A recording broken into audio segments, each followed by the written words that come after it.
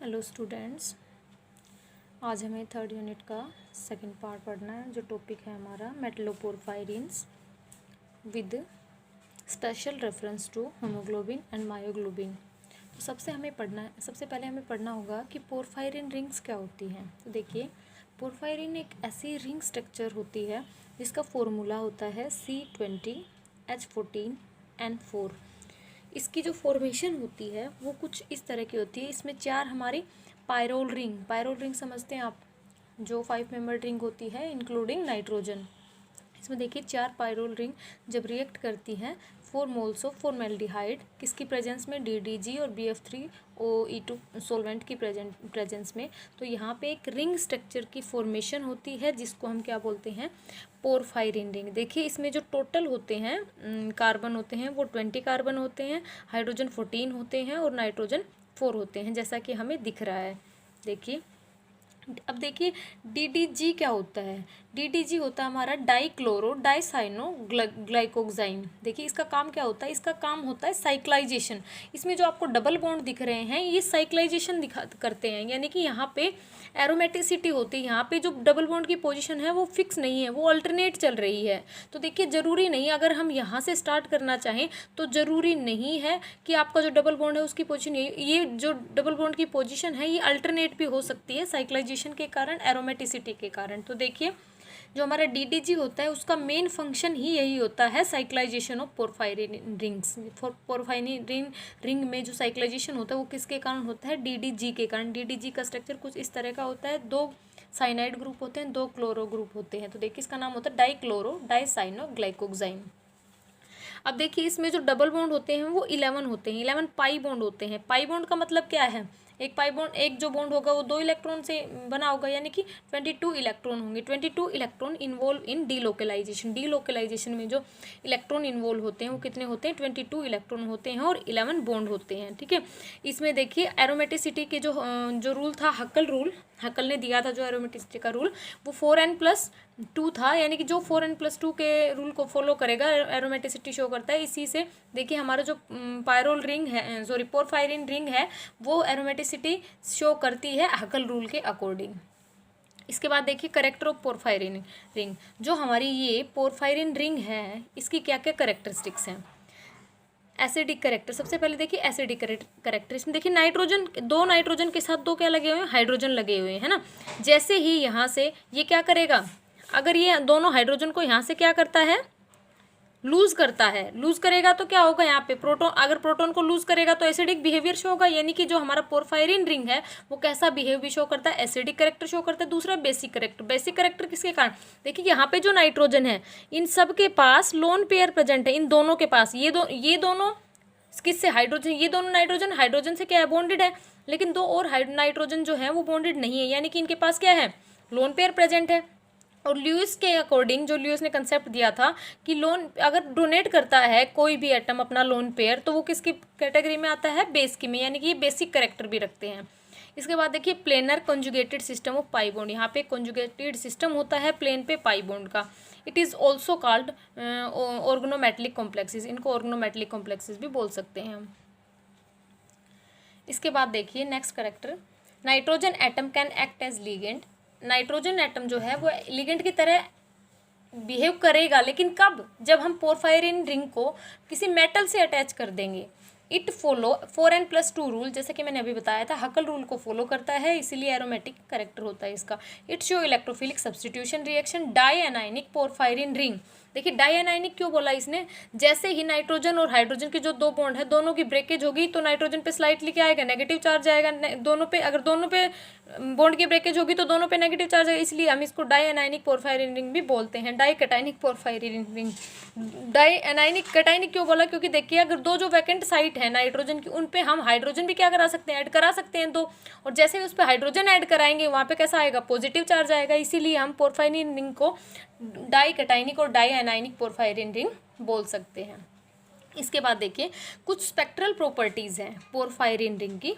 इसमें देखिए सबसे पहले है NMR स्पेक्ट्रोस्कोपी। NMR क्या होती है, nuclear magnetic resonance spectroscopy.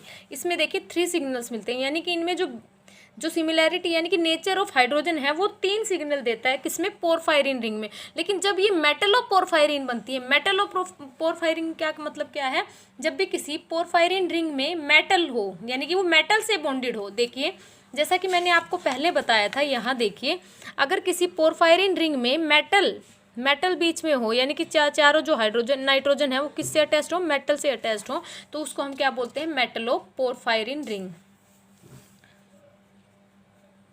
Metlo porphyrin.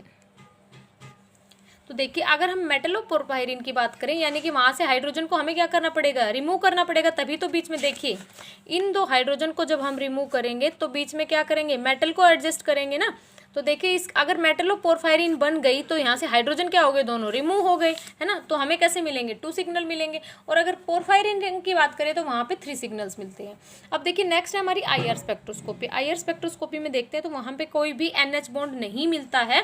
क्यों नहीं मिलता, क्योंकि जैसे ही हम नाइट्रोजन और हाइड्रोजन के बॉन्ड को ब्रेकेज करा देंगे तो वहाँ पे रिमूवल हो जाएगा हाइड्रोजन का, और हाइड्रोजन का रिमूवल होते ही वहाँ पे हमें कोई भी नाइट्रोजन हाइड्रोजन का बॉन्ड नहीं मिलेगा। इसलिए IR स्पेक्ट्रोस्कोपी के अकॉर्डिंग वहाँ पे कोई भी बॉन्ड नहीं मिलता है।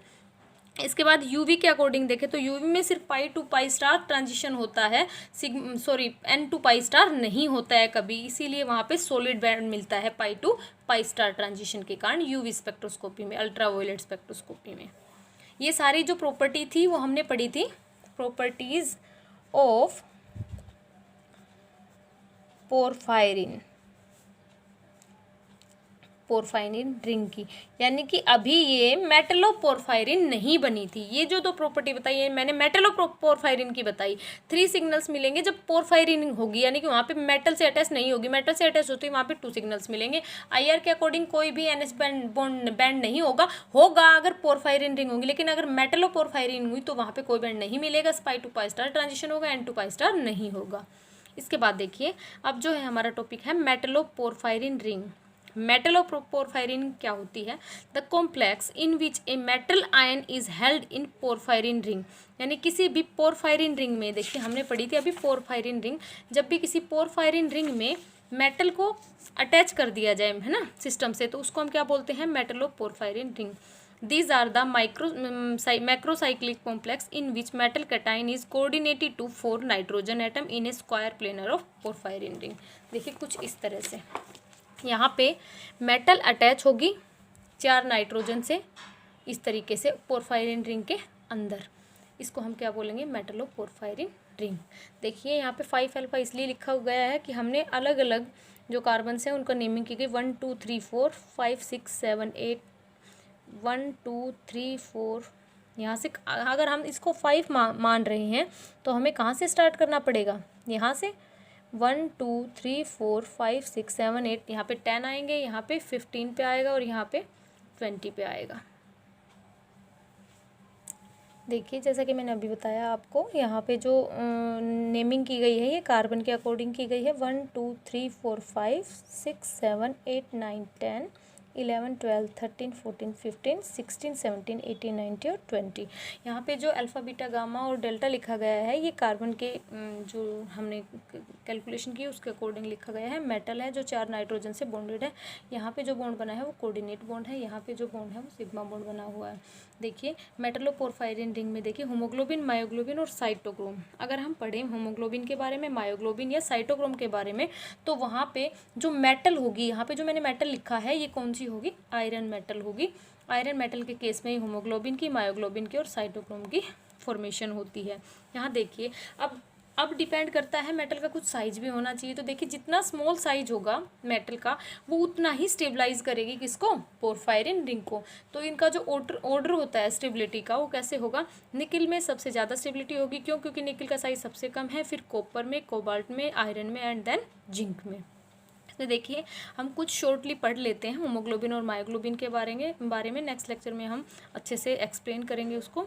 देखिए होमोग्लोबिन क्या होता है, टेट्रामर का मतलब क्या होता है, 4 यूनिट्स होती हैं। मायोग्लोबिन मोनोमर यानी कि इसमें 1 यूनिट होती है। यहाँ पे देखिए बाइंड, देखो दोनों के ही केस में क्या होगा, आयरन मेटल प्रेजेंट होगी, लेकिन फिर भी इनमें बहुत सारे डिफरेंसेस हैं।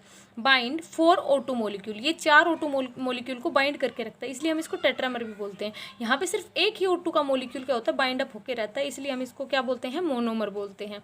In lungs O2 partial pressure is high, lungs में जो पार्शियल प्रेशर होता है वो हाई होता है। ये देखिए होमोग्लोबिन को O2 से क्या किया गया है, बाइंड किया गया है और फिर क्या बनाता है, HbO2 यहाँ पे टिश्यूज़ में ये जो होमोग्लोबिन की प्रोसेस होती है ये लंग्स में होती है, देन मायोग्लोबिन की टिश्यूज़ में होती है। यहाँ पे मायोग्लोबिन बाइंड अप हुआ है किस होमोग्लोबिन से और MbO2 बनाया है, प्लस में क्या लिखा है, होमोग्लोबिन।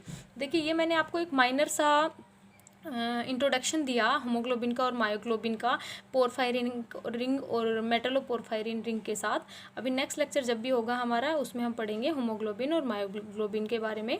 ओके बच्चों, थैंक यू।